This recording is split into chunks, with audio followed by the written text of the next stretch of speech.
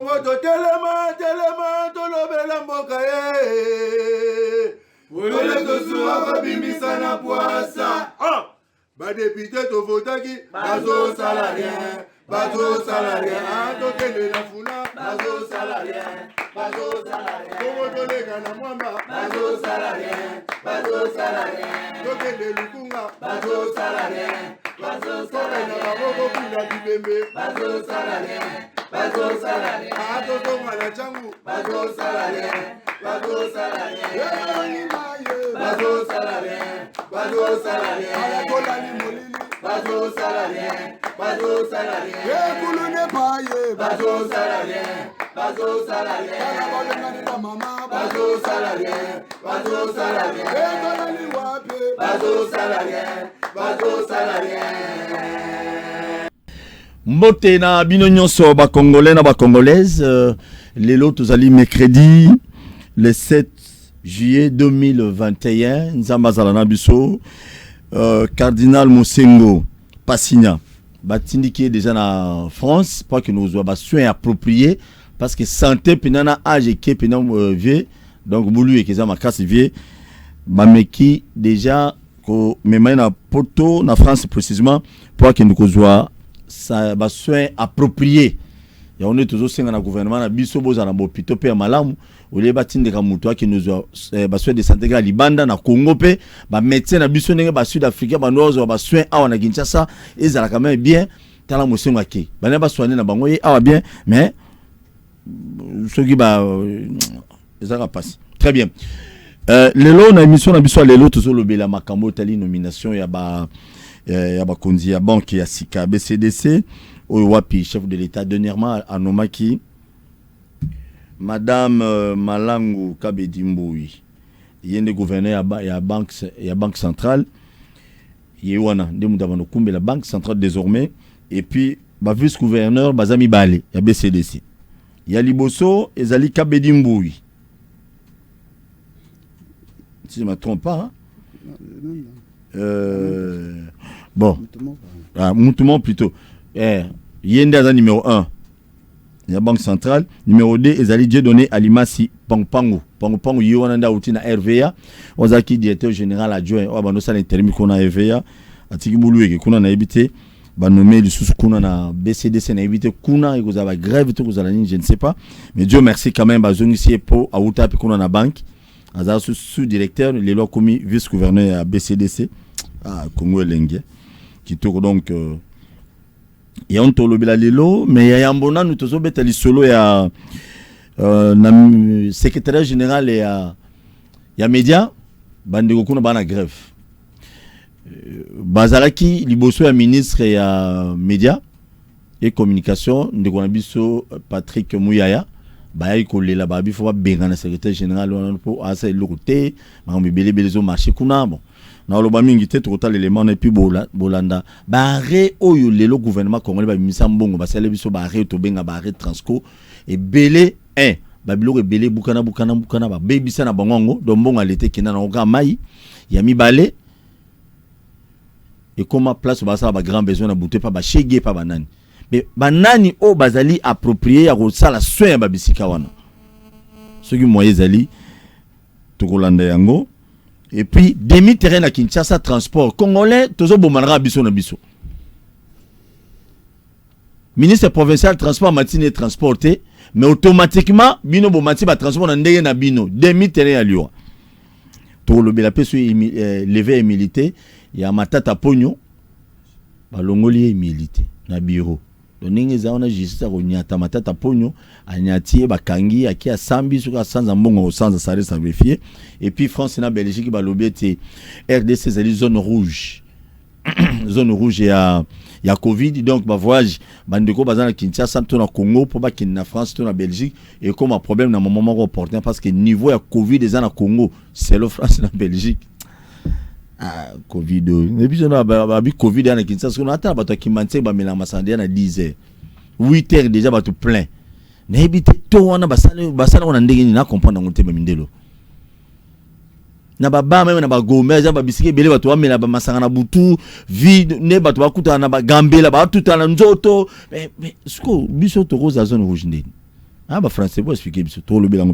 Tout ça, une régie, avant de m'inviter, on a besoin de éléments. Il y a grève et à Bande Konabisa, secrétaire général, il y a communication. Botala, Boulou Ekini, Ningeni, Basalaki Boulou Ekini, Bossoa, cabinet à ministre Patrick Mouya.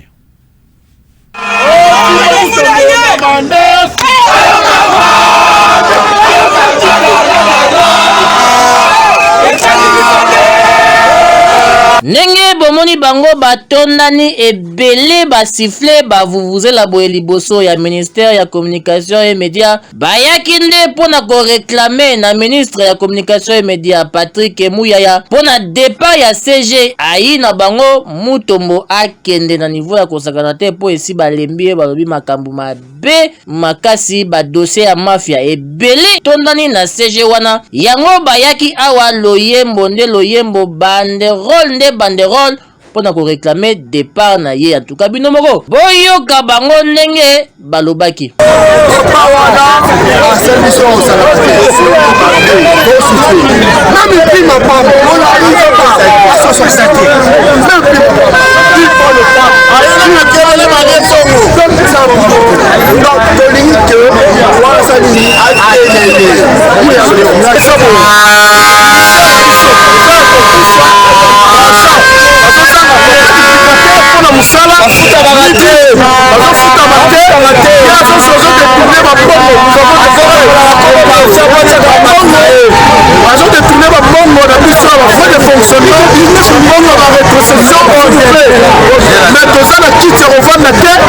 ça fait 5 ans, ça l'a raté.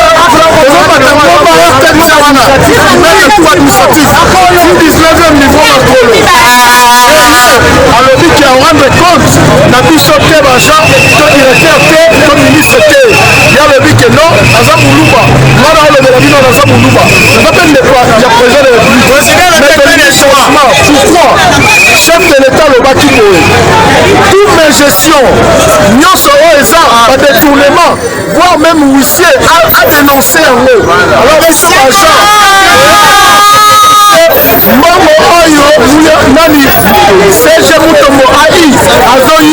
Nous sommes venus pour travailler et avoir de l'argent. Nous sommes pas venus pour tempérer les aventures de Mutombo ici. En tout cas bato ya boye il faut bakende kaka pamba te esi balembi bango ba umeli pe makasi na ba ministère yango bakende batika pe baja mususu kimia po esi balembi en tout cas ndeko Mutombo bato ba baye yo na niveau ya kosakana te awa na ministère ya communication et média papa yo mo kanga da bisaka na yo tsana lipeka kende.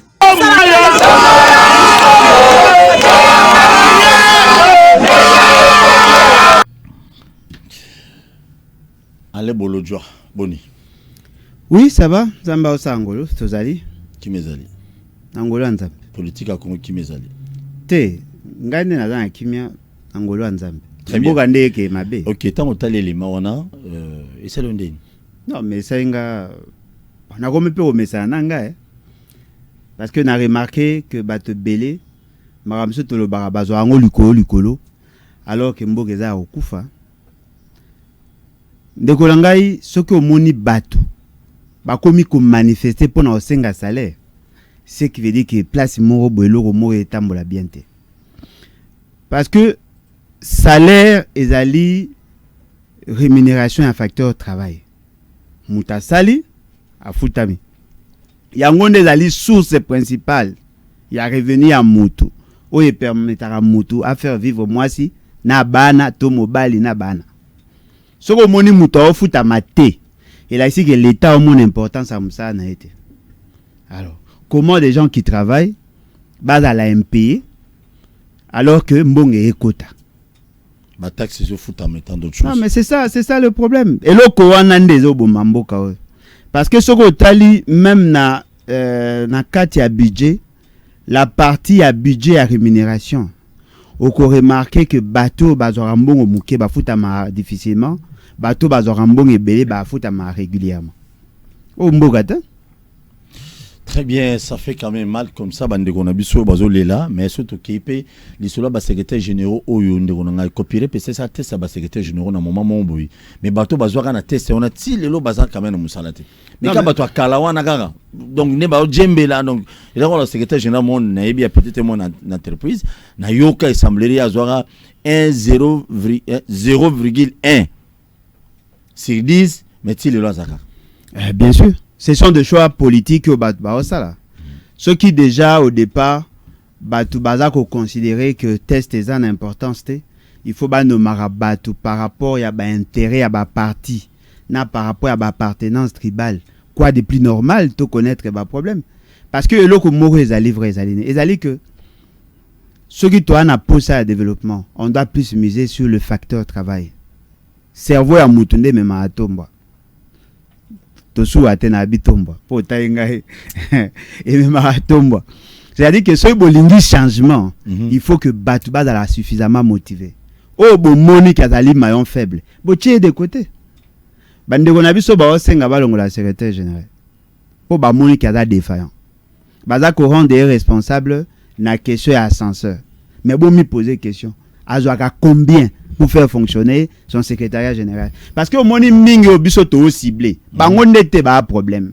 C'est vrai que ba na défaillance, ba na faiblesse. Mais le problème est d'abord par rapport à dysfonctionnement de l'État. Mbongo ko okota na caisse à l'État pour na ko zongisa la ba entreprise ba na possibilité à fonctionner normalement. Les politiques ba ozo mbongo na ba osaka nango. Ta msu na mbongo ba ba luka ya ofuta bango ya ko bongisa ascenseur. Et msu fait c'est que la salle on ba voyage boye bande. Très bien, je suis pas sûr malheureusement. Boye bande. Nandimite le président Félix c'est saleli à mon voyage. Merci Tozon la régie total battu les éléments où il y a demi-terrain. Na Kinshasa na biso ba chauffeur alala la muka boya mati prinaye. Na comprenez. Qu'est-ce qui ne va pas dans mito ba Congolo? Vous croyez que non ba politicien ba mon service au Congo? Avant politicien bon service biso mo na C, il faut tous appeler la volonté. Ta ba chauffeur. Depuis bon ça qui demi-terrain, au sommet autour d'attendre quoi à 10 niveaux. Quand on y là-bas demi-terrain. Yeah, beta biloko no.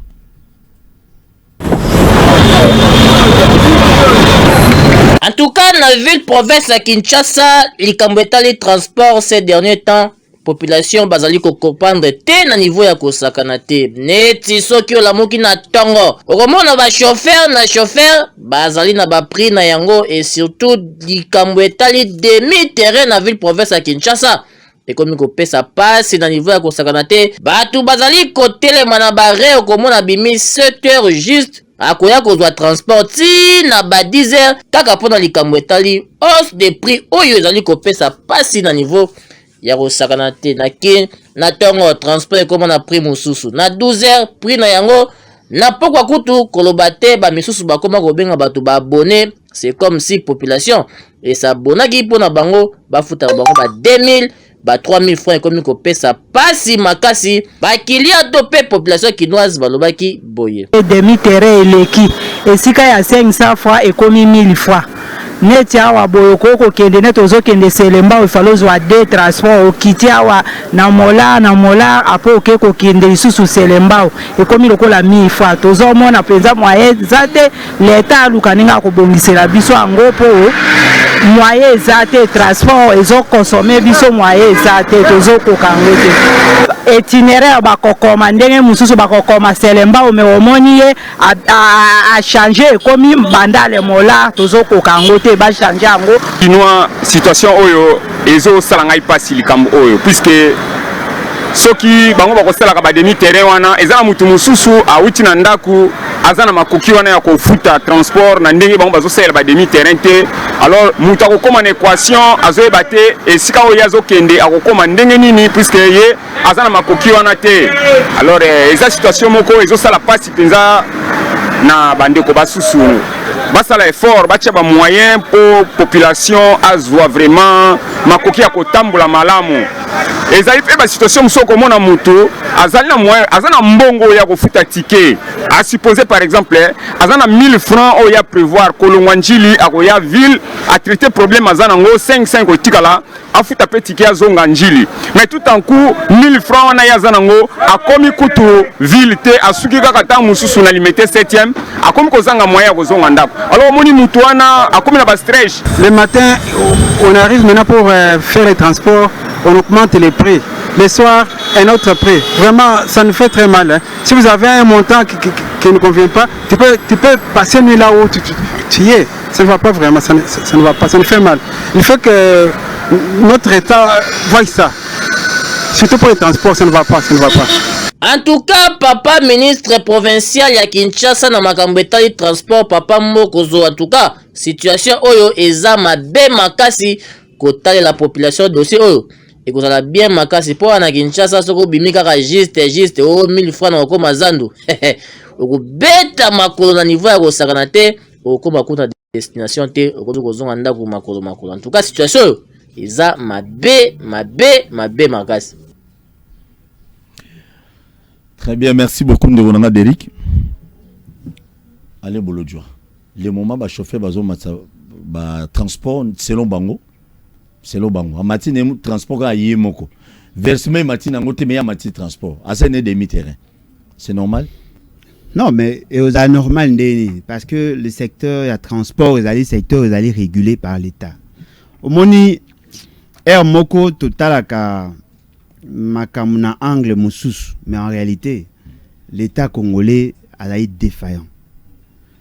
Mutu nyonso na mukila yebi que muto aza ko ya ko sala ba affaire souci na ezali akolisa mbongo na ye komebele. Ezali naturel, c'est normal.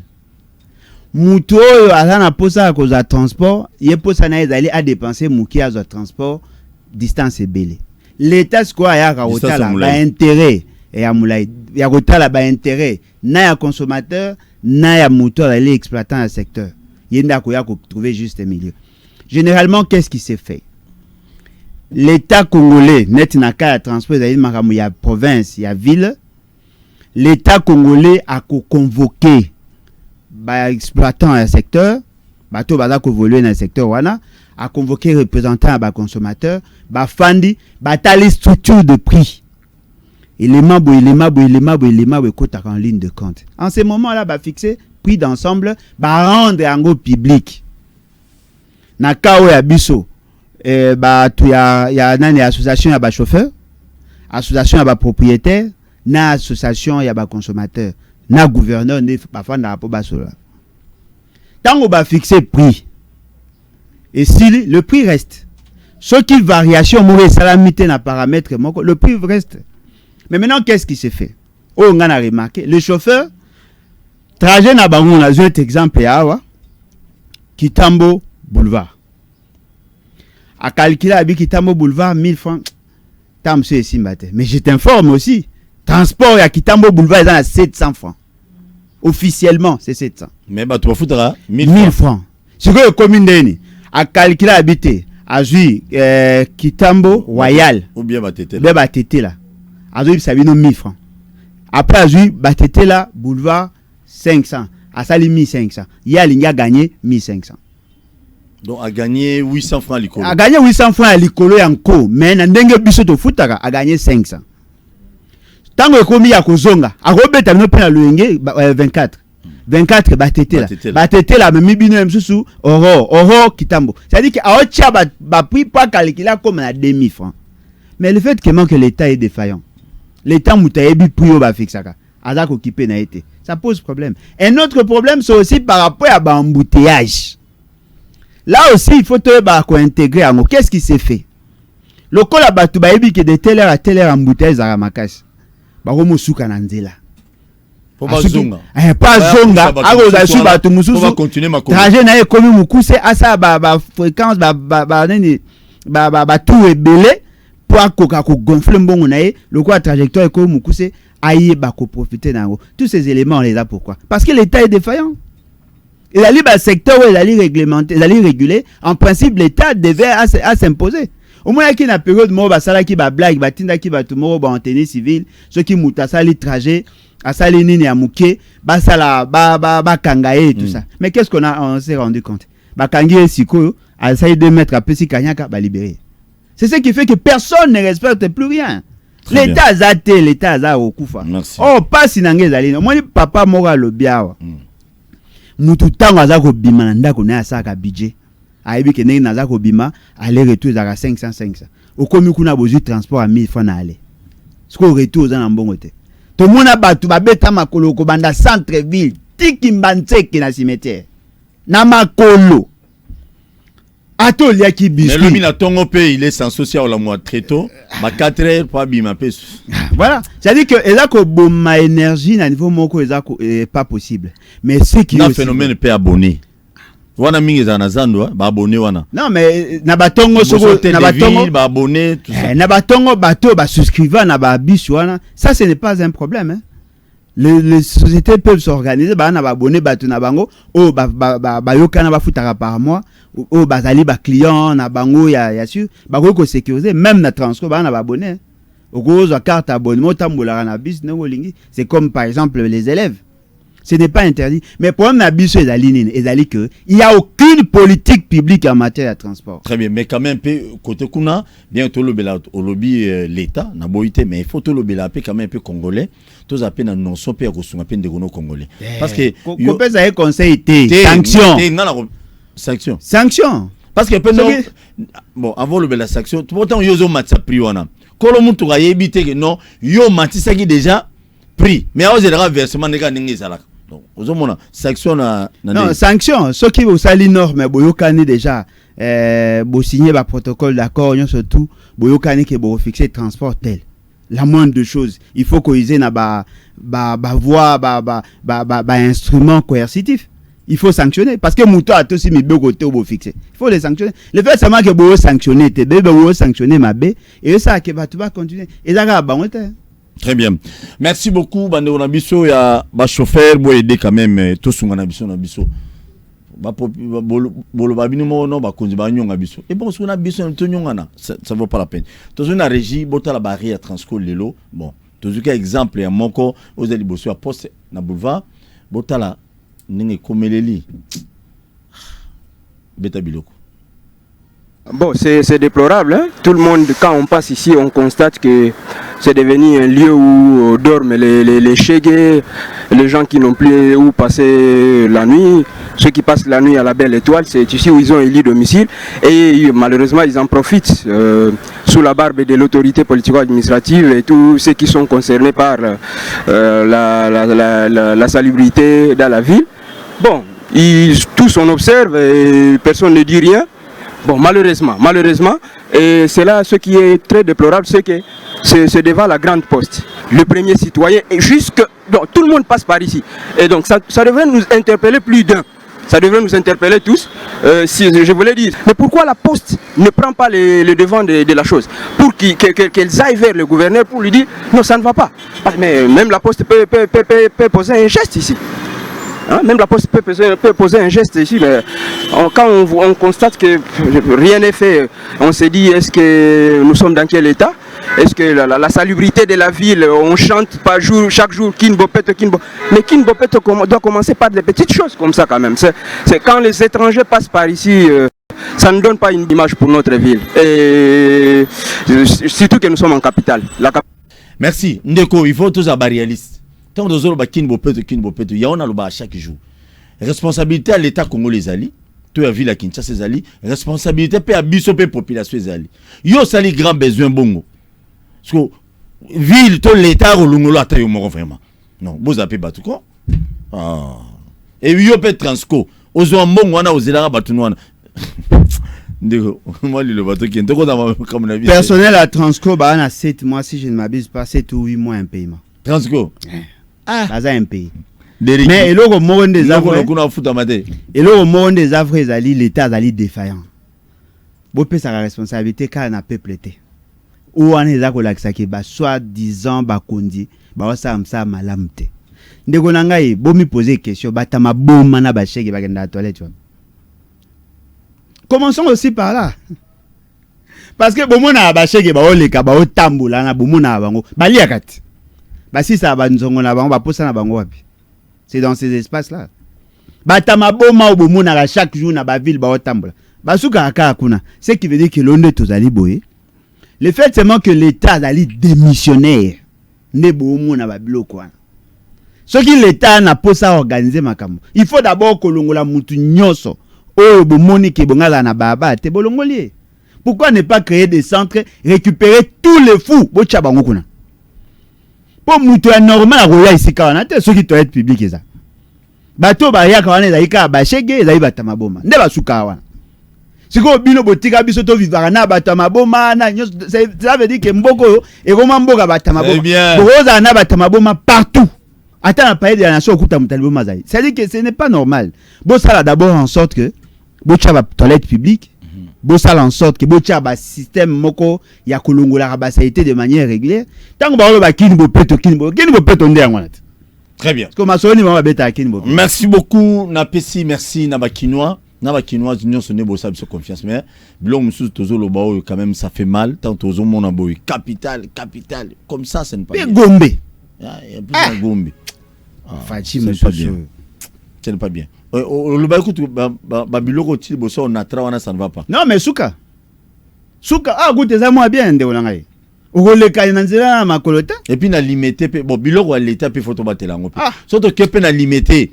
Au moni ba biloko ba réunion sur ba sala wana. Ba biloko nyonso so ba triplex so ba tolo ba nyonso longo suivi exacté na makambo à l'état. Biloko à l'état so moni mutu à l'état ba pe ba doter mutu à l'état. Akosala ngo ma be pa be za ngo à l'état. Ça n'est pas bien. Très bien, merci. Nomination il y a directeur général il y a BCDC Babi et Abouluiki. Madame Malangu Kabedi n'a Dieu donné Alimasi Pangpang. Ouais. Toyoka Kiango. Et le Kaliboso Tonitolo Baizali, c'était une exigence à ma partenaire traditionnel à Bissonnet des Fonds monétaires internationaux. Banque mondiale.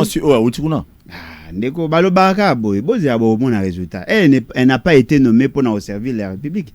Elle est au service de M. Félix. Le Fonds monétaire international, la Banque mondiale, bazaki na posa bacha mutu mususu ya sika parce que la Banque centrale est qui va ça une certaine réforme pour na kolinga ko adapter. Basali va réviser la loi portant organisation et fonctionnement de la Banque centrale parce que la Banque centrale est la réalité au bas créé en haut déjà à partir de la Constitution. Si je ne m'abuse pas l'article 176, il y a la Constitution déjà le bas que la Banque centrale a été créée. Mais l'organisation et le fonctionnement d'Ango, il y a une loi moko organique. Bah réviser qui loi organique, bah fungoli champ pour nous permettre que bateau bazali banda baya kokota na Banque centrale. Na ba calcul ya bateau balingaki bacha bateau. Bazaki na posa que monsieur Félix Seketanga kocha ba prometa ki que ce qui a tché mutu na Banque centrale ba ko soutenir. Boye ba soutenir été. Ça c'est déjà un fait. Parce que bateau wana ba lobaka peka abona Kabila. Au moins biso to wana chance pour année. Bon, biso c'est-à-dire l'état congolais parce que bateau ba faire preuve ya naïveté, ba okanisa ke mundela na posa bongisa mboko. A bongisa mboko ata? Qu'est-ce que l'homme blanc va gagner ce qui mboko e bongi? Est-ce que vous me posez la question? Nous sommes dans un environnement capitaliste. Vous voulez que Mouto a l'ingibino, à cause de la bino na moins cher, à côté que la bino na cher, à cause de la macansi à bino votre bobonga. Ceux qui connaissent bon, ils font ça gagner. Ou bien les États-Unis, ou bien Grande-Bretagne. Bah, gagner l'autre. Bah, on bête à calculer, bah, tiens, moi, sur un. Beaucoup de sangai, réseau, beaucoup Canada, t'as le lot. À cause de ça, la tellement ma bec que grande sociale et bac, ça va m'accasse. Bah, qu'on injecter quelques fonds au cas, 500 millions, 400 millions, 180 millions, pour stabiliser la monnaie pendant quelques temps. Mais elle ne va rien maîtriser. Et puis pourquoi M. Félix, c'est qu'elle a tombé Ganaï. Aujourd'hui, la question, il y a tribalisme. Et Zolobama, pourquoi? Parce qu'il a tout fait. Mais il n'est pas à Maël, non? Ah, Degonangaï, nomination. Qui n'a Banque mondiale, Degonangaï, Taouti n'a fait monétaire international. Elle a assumé qu'elle fonctionne là-bas. Pourtant, vous représentez Bisso, Yaza Maël, oui, il y a Rosa Maël, mais elle a été nommée pourquoi? Elle a été nommée justement parce que c'est qu'elle a posé dans la maîtrise, il y a Banque centrale. Non, mais est-ce que non, mais c'est ça la finalité de Golangaï. Mais ce fait, c'est qu'elle a besoin de mettre. C'est l'imagination. Nazo bisa o ngana yebi. Na kota tina samai. OK. Na yebi bango très bien batouana. Na yebi bango tout est dans le pays, c'est qu'elle a fait monétaire international. Ils ne sont pas en notre service. Bah, on bête à calculer, on va maîtriser Banque mondiale et Banque centrale parce que la Banque centrale, c'est là où l'argent. Maramou mignotoye, bah, détournement, bah, dépassement budgétaire, toye, bah, on grâce à Banque centrale. Le quoi, on a posé ça au kanga, trou, à kangé trou. Et là, nommé cette dame. Il a lu déjà sujet, mon bimba, bah, on le bela sur la tribu et consort. Mais là, ça, il n'a pas pasi makasi zani. Bon. Mais c'est fait c'est qu'il a eu que paie sa prime. N'a un incompétent notoire. Nani sous. Le monsieur là on va nommer wana tout ça outil na RVA. Pongo. Oh, mais monsieur là c'est monsieur là outil na RVA. Outil na RVA a tiki 8 mois un paiement. Na Kinshasa. Beta biloko. Ba syndicaliste ya RVA. Tout ça na bango ba émission na chaîne Moroboy. Ils nous ont démontré noir sur blanc. Comment peut-on expliquer? Ba longoli comité syndical ba ekocha comité d'âge à respecter aucun homme tellement qu'il y a désordre à bataille de pèse à même en outil na gestion bah yo so mona puis déjà longola syndicat à Luka le plus âgé à la présidence syndicat et ça ma wapi alors qu'il y a un règlement il y a un mécanisme à kokoma toi tu n'es pas sociétaire il y a organisation na bango toi tu n'es pas membre là-bas comment peux-tu te permettre au longola et puis mutu wana ndengeza en principe il devait être en prison non il y a monsieur wana zaki DGAI il y a RVA. Il devait être en prison. Nga kamugo ne ba comme ba PC prime. Nga kanse ki akota prison. Ndeko nangai Abdallah soki bilenge so bilenge. Il y a dans prison. Azana prison pour afuta ki contribution na DGIT, na ONMT, na CNSST, na INPPT. Ba contribution ba pesa ka wana pona ba agent. Mais afuta ki quand même salaire. Mais muto a longwe afuti ni salaire ni contribution ba nommé à commune na banque centrale et commune ezani. Mais des fois qu'on a ça la mieux que les gars. Oh mais ndeko na ngai muninga na prison condamné à 20 ans de prison pour asali angote mais yo mo afuta ki salaire oyo afuti ni salaire ni contribution comme ça na banque centrale ya les sum ah bien sûr oh nga bakangi nga pona yibilipa yo bakangi po yibilipa na batiki po yibilipa na mwamba yo to yibilo mi balinga yibilo moko ba bike mutona détourné c'est qui est vrai il n'avait pas détourné et d'ailleurs qu'il n'a pas respecté le principe il y a contribuer na institution wana mais ce qui est aussi vrai l'entreprise avait un problème de trésorerie voyez-vous mais bakangi ba tie na prison et donc ça passe sous makaza dani ndeko nanga yo zoko imaginer batu ya présidence ya Félix Tshisekedi ba se permettre ya ko ebisa ba juge ya cour de cassation ba tika muto na prison ba se prononcer parce que aujourd'hui ba monique tout ce que ba reprocher qui est ba élément na ezali valable parce que pour que muto détourner il faut que l'argent quitte de l'entreprise vers une orientation inconnue. O ane ezali ne que entreprise a qui une incapacité à refuta nyongo bakanga mutu pona nyongo ta mais bakangi mutu on est ko alimenter dossier yé wana ba uti ko promouvoir yé na niveau ya banque centrale l'autorité monétaire là où il y a l'argent bon ça va nomination fantaisiste tokolela ah kutu yé na mutu c'est sûr on travaille mieux mon frère ndeko nangai mais je Félix non chance c'est comme PMI et ça oui ne peut pas ça chance à ça de l'auto oh mutu incompétent mettez-les de côté en principe pourquoi longa qui nerve bo ça na nous évaluation à gouvernance na so ki bo monika salima asalima be so ki bo monika salima be bo sanctionner négativement mais ouais ya salima be bo payser prime et ça encore bo payser chèque en blanc banque centrale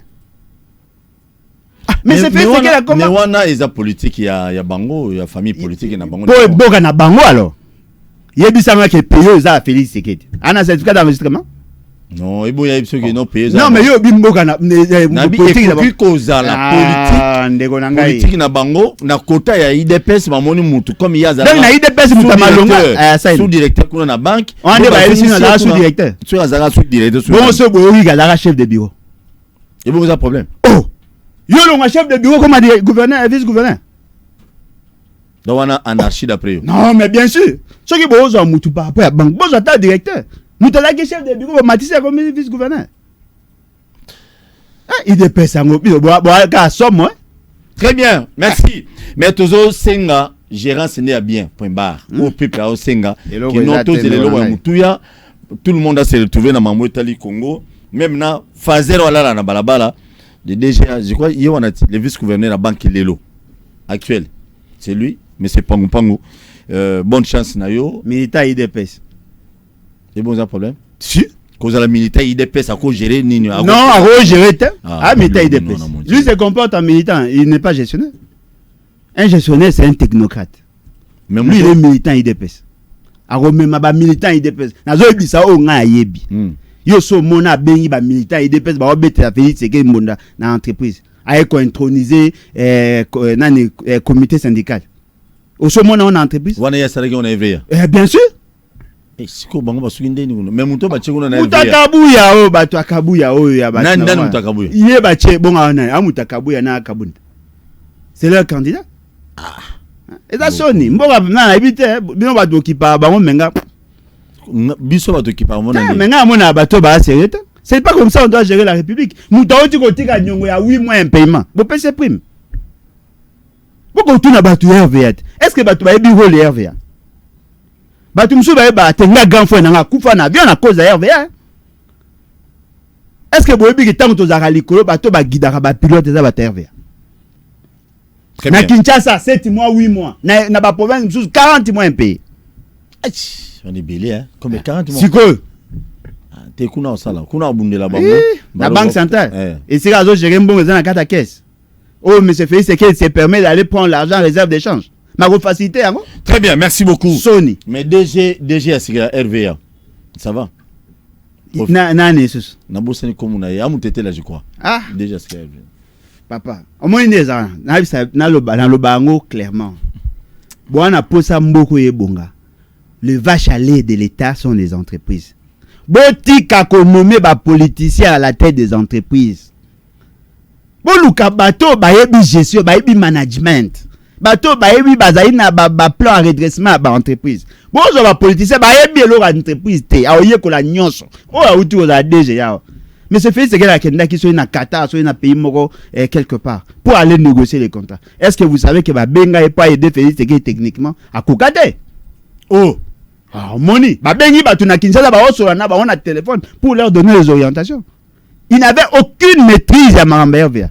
Ce n'est pas parce que tu es licencié comme RVA c'est un service technique. C'est quoi tout juriste tout monde tout ça l'économie RVA. Il vient de gérer là-bas bon tourner. Très bien. Pour que la bateau ba yebi Maramba entreprise ba gérer ba entreprise. Donc ndenge zawana moto a yebi Maramba RVA, il a dit moto à travailler dans le secteur. Bozu bocheye à ko relancer c'est tout. Mais so ibo mo za ba militant en parti, bo ko récompenser ba tuna ba entreprise. Entreprise en déjà ya mo zawana bilingue il y a pas de technicien. Si. OK. Si il y a des agents de carrière. Merci beaucoup. Toyoki, ça so 30 ans. Merci beaucoup. Merci Nabandiete Bilo Tozolo Bao quand même ça fait mal Mendeko. Vous allez partant que ba entreprise à l'état batika ko nommer bato ba politique na ba entreprise à l'état lelo pour y vivre bien. Ah bien sûr. Parce que au ngana yebi ceux qui ba entreprise là travailler malamu te il y aura toujours grand social. Au tiko la kisawa syndicat et nani ba agent ya secrétariat général ya médias et communication.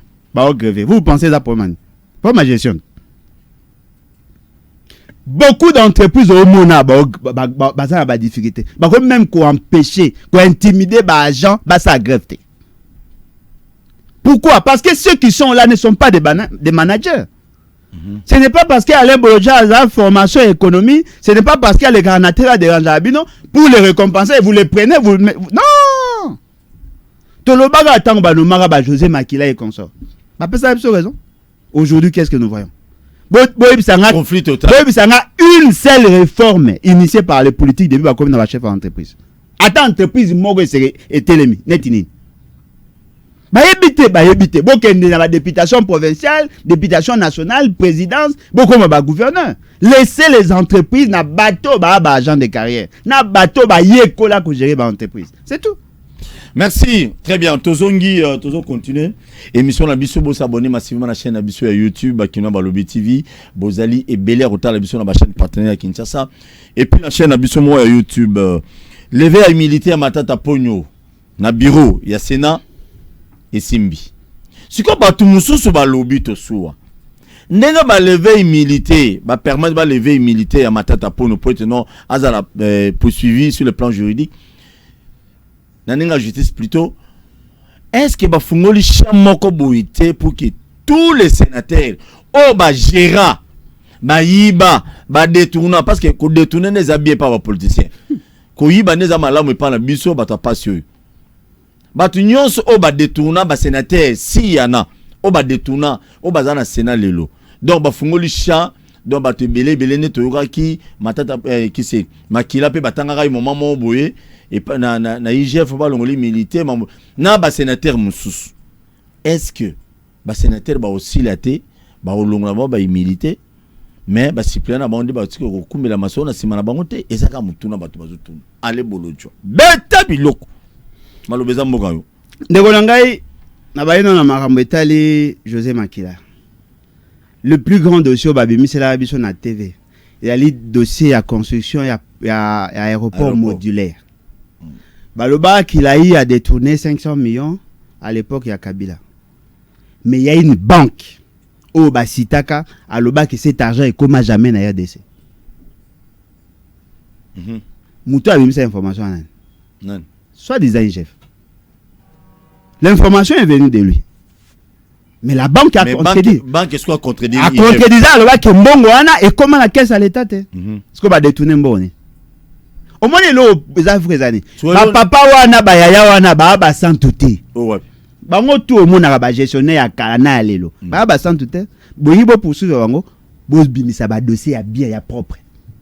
C'est bon dénoncer bango na ba dossier propre. Ya propre. Pour ceux qui boye ko funda bango na ba dossier à salité et bimisa ba tout ridicule surtout justice.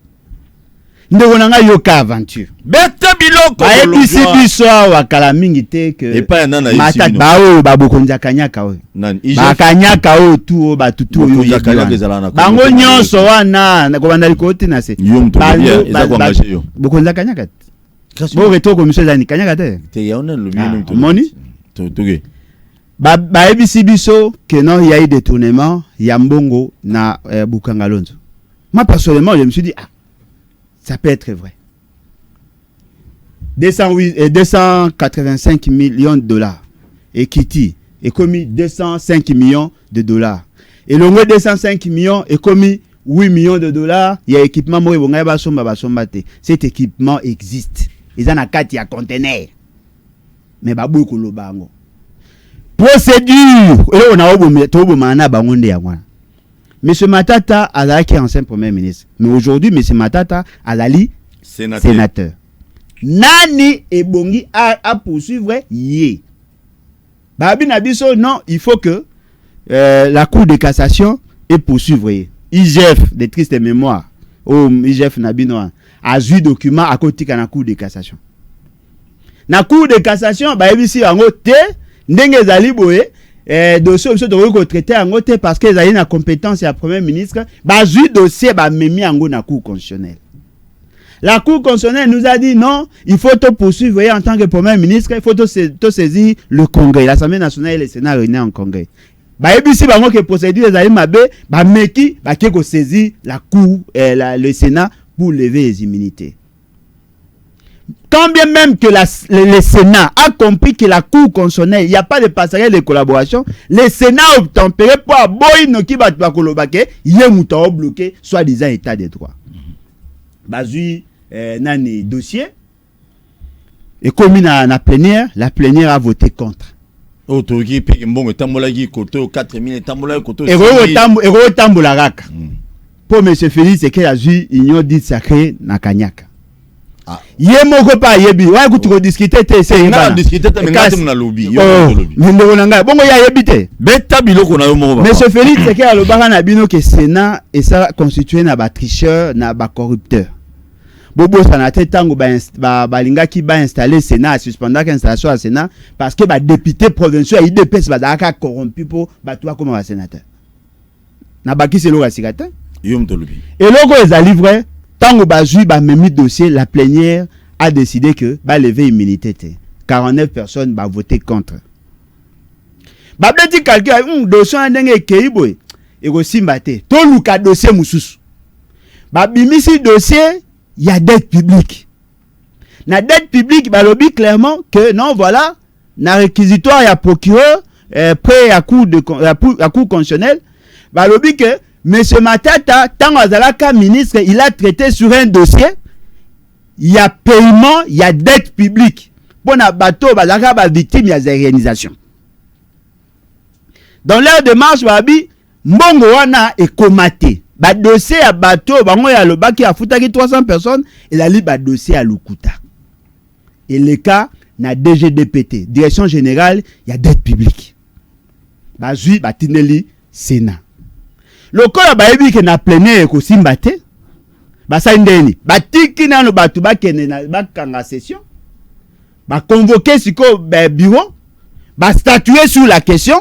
Le bureau le quoi ba bata union dit sacré pour plaire à Félix Tshisekedi passe dit na Goma ba bi OK ba lever immunité pour le traduire ndeko nanga ba lever immunité quelques heures après DGDP ba lobi bo bebisa image na biso. Ces dossiers là c'est nous qui avons traité ça. Ces listes là datent de longtemps. Muto abandaka bato babandaka dossier dans la période à Mobutu et longwe na Laurent Désiré Kabila va bloquer Matenda a traité dossier wan nani vio nani azaka nani ministre nani Philippe Futa a traité dossier wan na o mususu ya nani ya Kinshasa o nani ya Sara Baoba ministre moko azaka ya jeune boy azaka moi bouillon boy comment on a nani Muteke Muteke Marco Bangouli a traité sur ces dossiers-là. Les listes ont été établies à cette époque-là. Automatiquement, réquisitoire est dans le sens. Bolobi que yé a créé Batouana. Bala qui c'est que liste wana et ça depuis Mobutu et puis le lot a traité na 3 ministres avant qu'il y a comme. Bozo bisabiso qu'il a détourné l'argent parce que la liste a Futaki Batou il a Yamabe. Cet argent a été payé devant les ambassadeurs, na Fonds monétaire international, Banque mondiale. C'était fait en public. Très bien.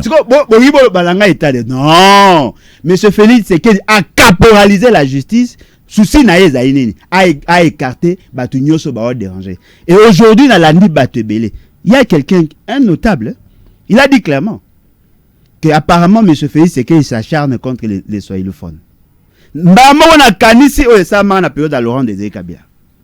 Est-ce que vous savez que tous les notables équatoriens bacha ba na prison hein? Na batu mususu ba mobutiste.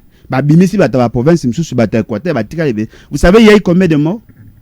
Plus de 750 notables équatoriens ba boma ba. Pour la plupart étaient empoisonnés. Bon mais ma biso wapi. Mais la justice wana eloko lobi wana bolodjo ngala oza d'accord no penzate pourquoi parce que ceux qui mutayiba qui za la katanga za muluba za mukongo mutetela musonge nani tout ça naza d'accord na yo mais la ba dossier à lukuta et bimi le quoi acharné ba katanga boni oyo moni président Félix ebele il menace tout le monde lokola nani ebele na kotanga comme na honte on sa bibisa na ba honte ebele et basé ebele ba katanga te ba soyelifone ebele on peut en citer ici basé ebele. Ma frustration est au salama wana yango ndeko bo mamboka. Toye ko kotela batuti. Toye ko loba bo yibo kanga mutu na. Est-ce que vous maso boke na juste boke pena na ba dossier bien. Boko kanga matata te na ba dossier bien. Eze belé bo ki pendete. Mais yomo donc oza reconnaissant que matata akoki ko za la innocente impossible à la innocent. Akoki ko za la innocente impossible. On ne peut pas être gestionnaire sans tremper les mains quelque part. Impossible. Mais pour nous, ce que nous avons fait, c'est dossier bien. Même dossier Boukangalonzo, on a. Ah, dossier Boukangalonzo, il y a qui torchon. Le rapport accusait beaucoup de faiblesses. Au moins, il y a des années. Ah, on a commencé à Belora, Moïbi, au Koufi. Donc, Moutounion, sur mon nom, on dit Moutou. Après, on a souga ba tout na Oibini, oh Aibi téléphone, batte na poche non elo rezate. Ah, Bobomi innocent. Nous voulons une justice juste. Très bien. Nous avons un dossier, beaucoup de gens n'ont normal. D'accord, on peut sauver le dossier à M. Félix Tshisekedi. Oui, bon, à peine à prison. On n'en parle pas. Au Bilan, on a souga la mission. Merci. Au Bilan, on a souga la mission, t'inquiète. Merci beaucoup. France na Belgique, Balobi. Ah, ma kamba Covid. Eten Longonzo. Au Lagis Bisso, non. Ça passe, mais de ce que je sais, Covid est allé. Massanangaï Roger Mbalaka a béli Covid. Moi, on a 10 000 carats. Oh, bah, il y a un musicien, Marina, a béli Covid. Bah, tu es à béli, mais bah, on est sur Babiki. On a fait ça, Toli, Bolia Mundongo Mingi. Mais là, on a moto na Tongo. Boche Sindao, Meli, Congo Bololome, au Meli, mais on a la solution. confort bomela ngol souté tout le monde bomela confort souté bomela gâté pour tout moni vidéo on est bangi singa les autres tobola plastique combien plus forte kuna donc ko to ko za mi chopa to boga déjà to yebité zobi lo quoi ndeko RDC zone rouge ya Covid mindelo bazo sala rapport au bangi sa biso bobaye la biso vaccin na bango to ezandeni d'après eux. Non mais ezali bon nanga ba mo mususu na linga peut-être ba banga ba comprendre ngate eza buzoba na biso moko po mo nanga bengeza peut-être trop dur ndeko nanga to fa na Congo ba isa biso RDC la capitale ya viol boyoka ngoti RDC capitale à viol la question pour un champion la capitale la plus sale du monde c'est Kinshasa. RDC capitale à viol pourquoi? Parce que les gens pensaient que celui qui est la capitale à viol, bah, qui a besoin. Lelo, bon, l'accent à Batuki, on a Congo, la situation est allée non maîtrisable, mais taux de maladie, la contamination est allée élevée. Bien, on est bon, ça va information. Bon, on va inventer l'autre. Bon, le Banabango, on a Congo, il n'y a pas moyen, tout ça, il faut. Bon, ça va tout vaccin. Bon, l'ouki, bah, justification, vous avez vendu, vous avez donné au monde une mauvaise image de nous. Bazuka image à ma bolobi, bah, classé, bino. Bolobi n'a pas tout, bah, coroné, ezali. Oui, coroné, ezali. Mais bon, il s'appelle n'a pas tout, bah, te belé, bah, obi, kana corona. Ah oui, hein. Oui. Tu sais qu'il y a plus de 23 000 contaminés. Il y a eu plus de 20 000 personnes guéries. Net, le bâti, le loboé. Na statistique, il y a kala. Donc même pas dans 500 décès. Est-ce que va classer biso parmi les zones rouges point. Donc parce que chez nous Congolais. Oh, nazo ça Félix Sekei na batunaye. Et puis le gars grave. Ba sala ki ango pour que ba pousser batu ba zo vaccin. Yé moko azuité. Kasaloba ki vaccin on ante azali sur na ngote. Bon moi siko ya pesi balinga ba ah Kulutu Martin Fayulu bomi biso. Pona nini Kulutu Martin Fayulu la. Et bon yora Martin Fayulu mutazo. Té naza lo baté. Non mais Martin Fayulu la suite. Et bon sur Azoseni. Mais monsieur Félix Sekei a lobby na biso ke. Et ça nini? Monsieur Félix Sekei a lobby na biso ke a autorisé batu ba zo vaccin, ma bol moi si na ba ne ba zo vaccin. Té mais aloba ipe que nous vaccin à Sika. Bon mais quoi ni non, ne kokoko tela été gestion criminelle kokoko tela té. Un jour monsieur Félix Sekei sera condamné pour ça. C'est de la haute trahison. Il a eu gestion criminelle. Yo za président, au président conseil à task force, au ebisi na batu ba ke ne ko zo vaccin. Botier batu pression boleki na ba TV bo sali publicité. Batu bazu vaccin plus de 40 000 personnes. Yo ko lega na te bo ba batu non na boye ko za vaccin pour eza mabe. Obimi loko maman ateka alamba kwa ngabo ba ne bali akwanga. Oyebi ke za mabe. Siko pesi ba balinga ba za poani. Monsieur Félix Tshisekedi bongama okokanga ma un jour ne loko wana. Ezala gata. Ça c'est une gestion criminelle ndeko nanga boni. Bon obligé batu bazwa vaccin lelo bo bana biso ke vaccin wana eza mabe moi si na yena yeba na droit kozwa te biso to ya bana ba kobai batu tu bafandi kimia aujourd'hui ba oboyela ba Congolais bazwa visa. Oui, back in France, back in Belgique. Pona nini bilobela do ba rendez-vous à août déjà na poto bobo sanato so France et lobby moyen to ezate. Bilobela c'est prévu Belgique na France do moyen to côté ezate. Bilobela toi na combien de contaminés? Et puis, vous allez surprendre. Pourquoi vous mettez l'accent sur les vaccins alors que la maladie est curable, elle est guérissable? Mais Congolais, ça la preuve, bika. Oui, tu belé bika. Moi, j'ai dit, si Roger Malaka, Abeli, Abiki. Sony. Améazui vaccin. Et puis, yoka et loko ya criminel, la Banque mondiale a financé plus de 300 millions de dollars pour la mamba Covid. Et ni le ngonda fouti combien pour Abika? Et nani Jean-Jacques Mouyembe? A fouti combien? Plus de 3 000 dollars. 3 000 dollars pour Abika.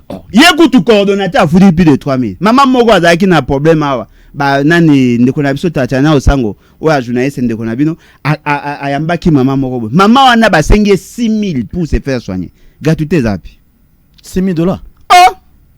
Donc Covid on a niveau ya makasi na ba ko ebisa yo ko kufa. La santé n'a pas de prix. Paye ça 6 000 dollars.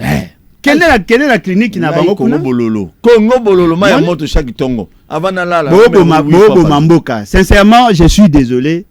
Monsieur Félix c'est que Ponanga, il constitue un danger pour cette république.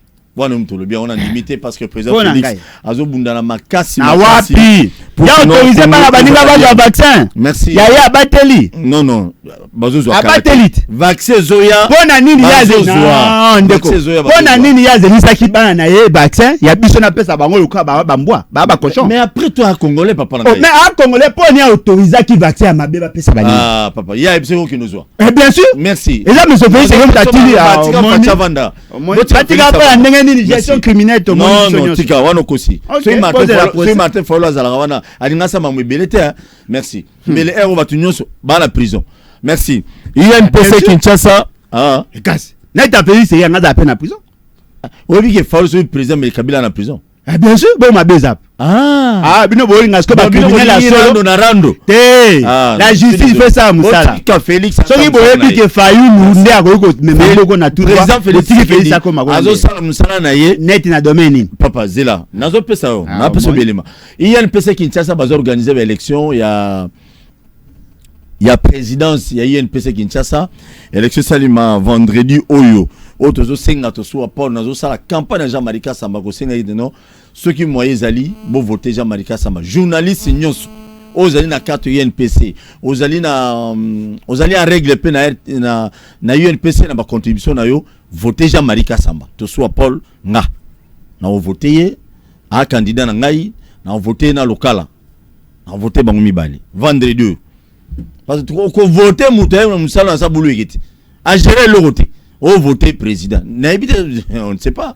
Mais quand ça m'a laissé comme preuve, Télé 50 on a les lots en Afrique. Parmi les chaînes ya minene en Afrique, les lots bakotanga. Télé 50 des alliés. Voilà, avant la mamusu. Zobi loko. Kasamba, président ya INPC. Ata obo fingi to suwa, bo lobby. Ngala ko voter, bo voter pe. Merci. Voilà mon journaliste parce que on a na okota. Yo le bana no bana ba candidat. Ba combien de candidats? Te wana ngala lo baté na ba kombo ya ba candidat ngala o chapoate ngala cha Jean-Marika Sampo. Non mais surtout ba banani ba candidat ne to ngato kompa yo tenga candidat mo. Te moko na ibi. Nyoso to yeba. So wana azana na chiluba facile na bosen komuna ye.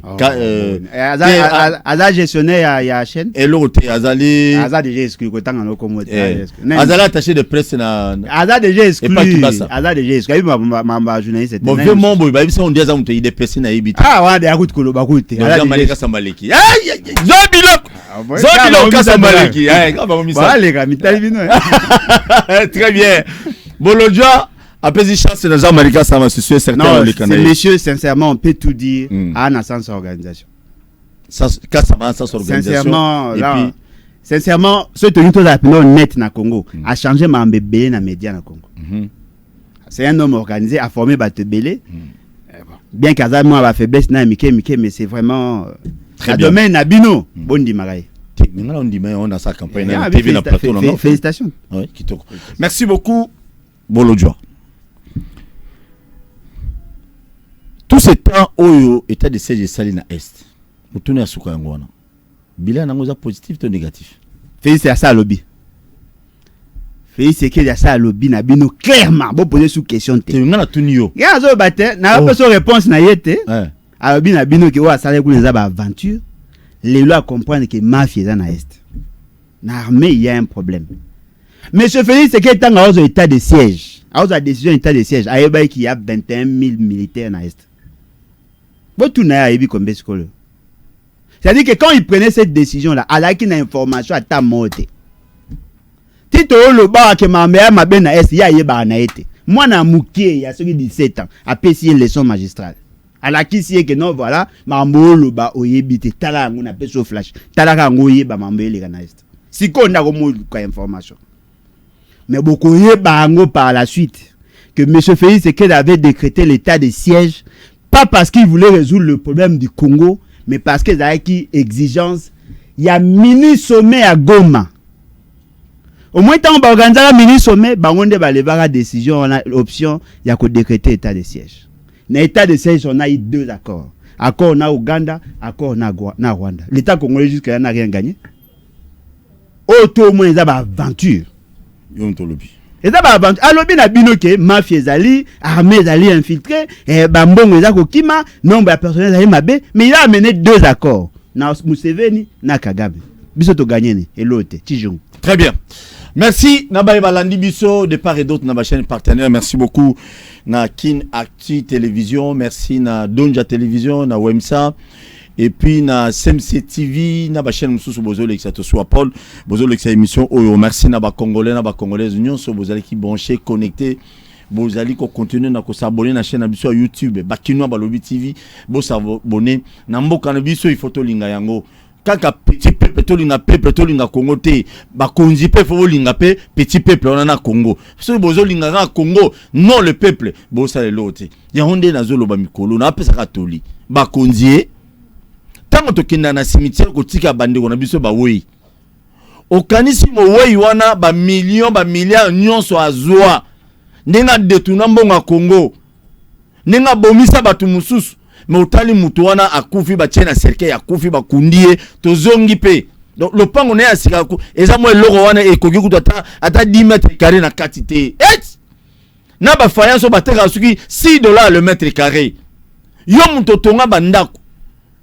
otali ba bio tia kuna na kati salon pa meko za $100,000 mais lelo ba oke ko kunda mutu wana na mbongo ya muke na 200 kasima des fois mutu atonga banda ko ebele tango zo gérer makambo ya l'état tango zo gérer mbongo ya l'état kanisa keloko wana un jour ba kunanga place moko devi kutu ba osala pona okunda na libulu wana ekokata $1,000 ti ezaka toli nazo pesa bo gérer Congo pour que tous les Congolais ba se retrouver to soit Paul ndembo lo bono ngana mutu akabila mutu atisekeli bo chanzanga bino chaque jour bo chanzanga ça dépend émission na sali soki lelo na lobby makambo na vérité aboya oh non to soit Paul donc ata bino merci à le bolo joindre répondre à l'invitation na biso en tout cas dans ce pays makasi soko ko autoriser na cadre à monde la fin nanga rapidement naza ko plaider pour na bande ko na biso ya IDPS o bazalaka c'est ba membre ba agent ya sécurité ya Etienne Tshisekedi papa Etienne Tshisekedi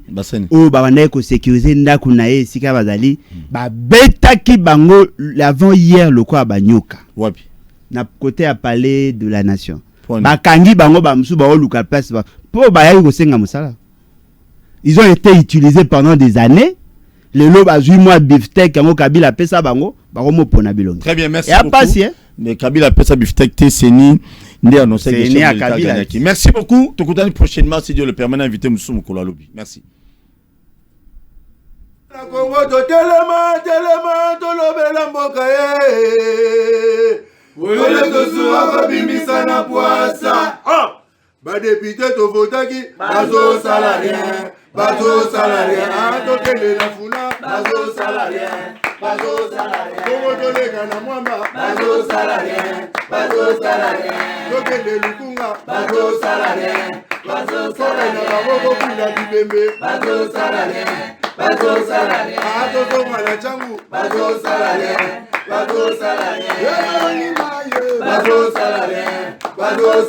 ala kola ni molili bazo salarié kulune paye bazo salarié ala balengani na mama bazo salarié